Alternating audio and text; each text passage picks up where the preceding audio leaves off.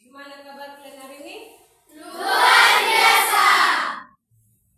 Oke, sebelum kita mulai pembelajaran, terlebih dahulu kita berdoa. Silakan tutup doanya.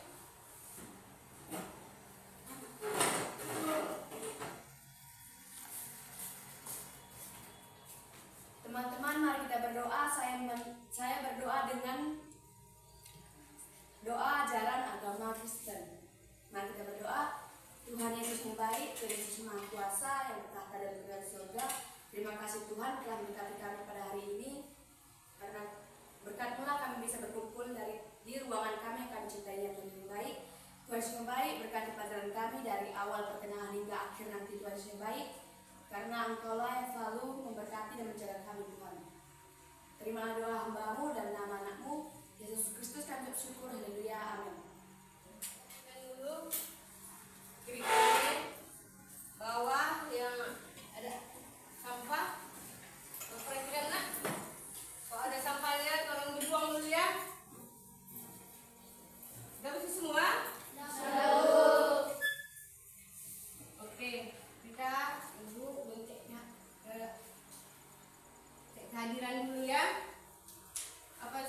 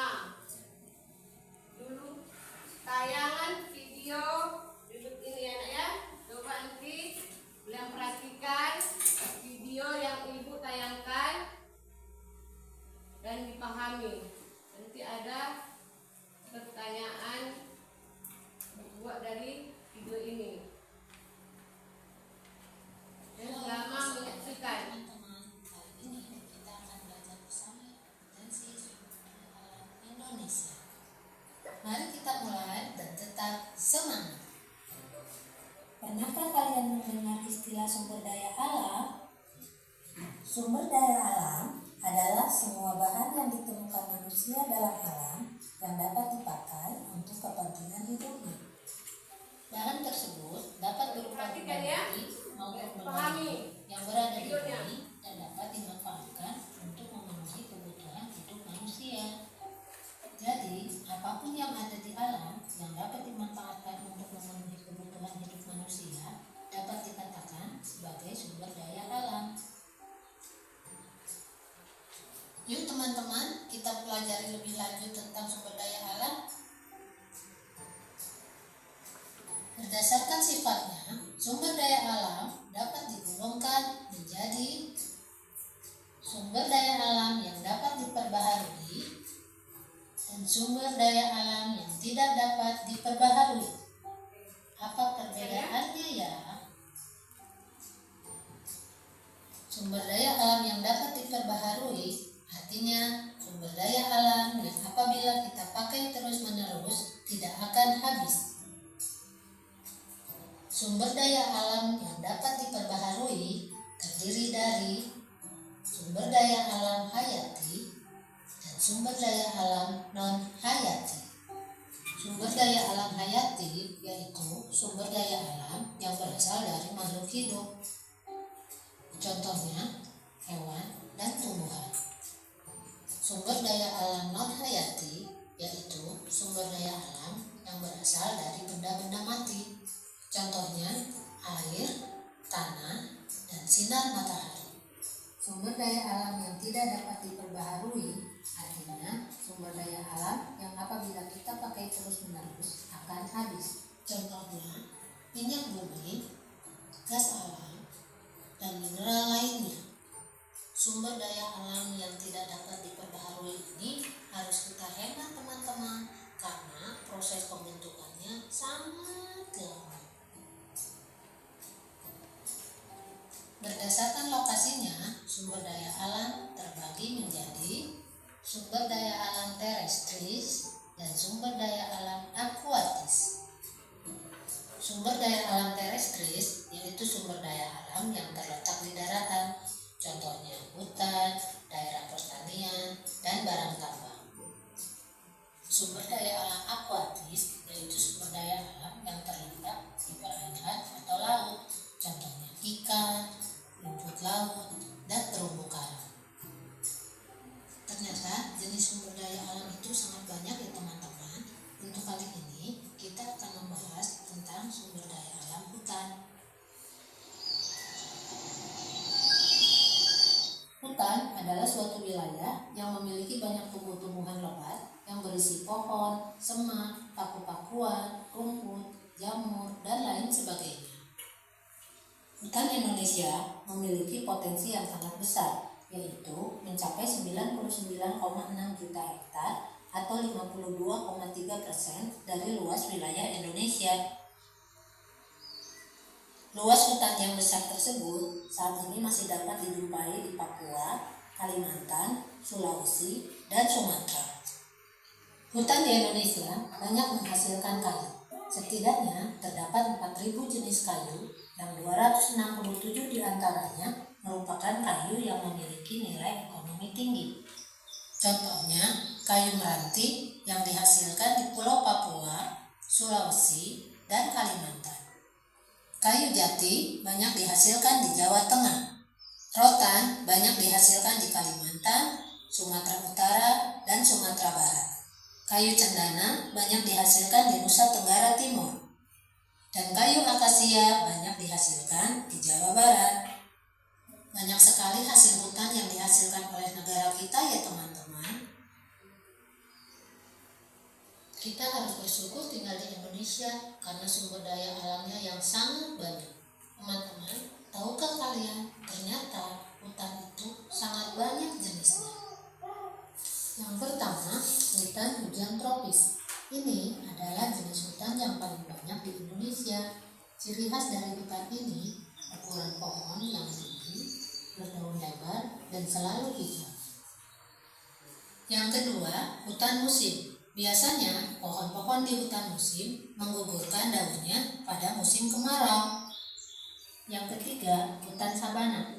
Sabana merupakan padang rumput yang diselimuti pepohonan dan banyak terdapat semak belukar. Sabana umumnya dijumpai di Pulau Nusa Tenggara. Yang keempat, hutan bakau. Biasanya tumbuh di pantai yang terkena pasang surut air laut. Hutan bakau sangat penting karena menjadi tempat tinggal untuk berbagai jenis ikan dan udang.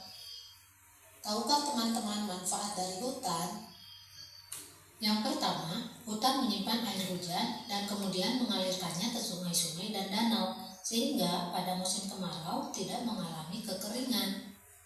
Yang kedua, hutan berfungsi sebagai tempat hidup bagi flora dan fauna yang menjadi sumber makanan dan obat-obatan pada saat ini maupun pada masa yang akan datang.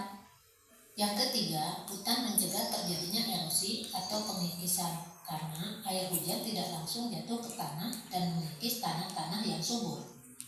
Keempat, hutan menghasilkan oksigen dan menyerap karbon dioksida sehingga suhu di bumi terkendali. Dan yang kelima, hutan berfungsi sebagai sumber kehidupan bagi masyarakat dari produk yang dihasilkannya.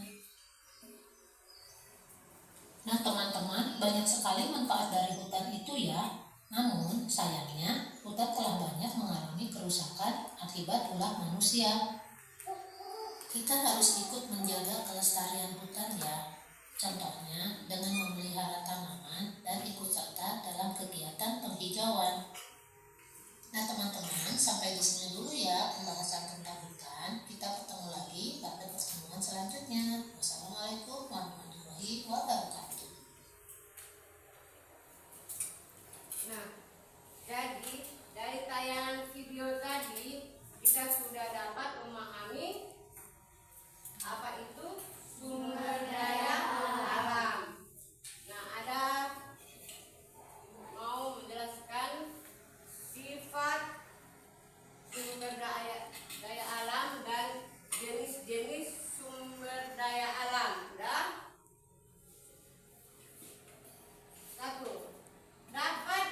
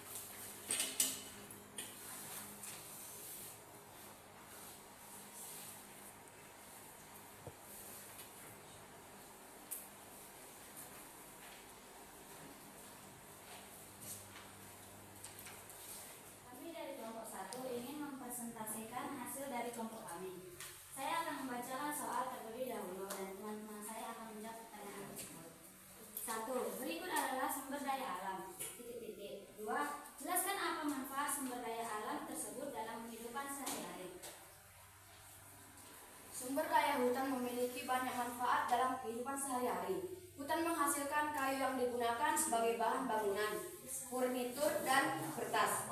Selain itu, hutan menyediakan hasil non-kayu seperti buah, maklu, rotan, dan obat-obatan alam. Hutan juga berperan dalam menjaga keseimbangan ekosistem, menyerap karbon dioksida, serta menghasilkan oksigen yang penting bagi kehidupan.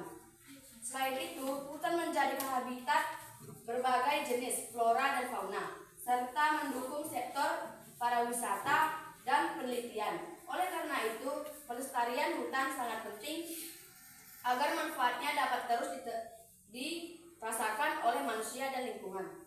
Oke. Nah, perhatikan ya. Ibu mau ayat dulu. Itu sumber daya apa itu? Sumber daya alam. Sumber daya alam. Coba perhatikan gambarnya ya. Coba perhatikan LKPD-nya. Itu gambar apa aja yang ada di situ? Pohon dan gunungan. Dah? Apa itu sudah paham kan? Tentang sumber daya alam. Itu perhutanan. Oke, tepuk tangan untuk kelompok 1.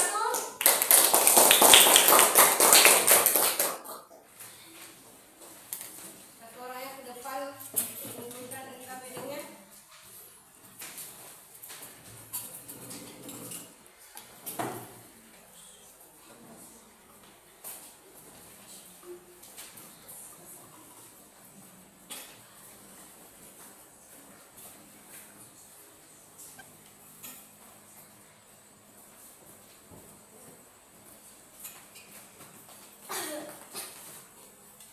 Ibu mau minta refleksi kalian masing-masing tiap kelompok. Udah? Tentang sumber daya alam. Untuk kasih waktunya 10 menit. Silakan dikerjakan masing-masing.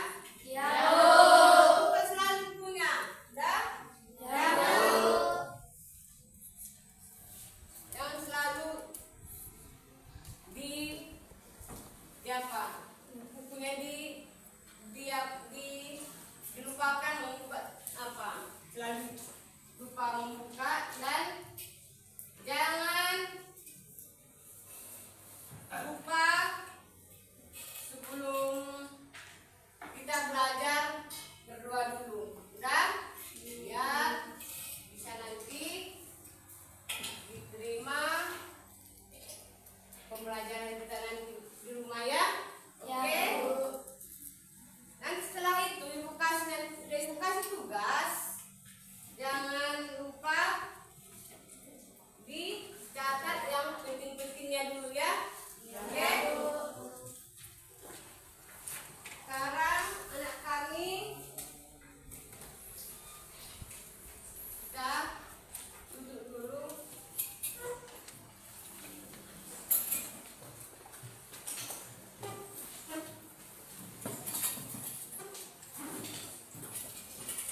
Sebelum kita mengakhiri pembelajaran kita, marilah kita berdoa. Saya mewakili yang beragama Islam.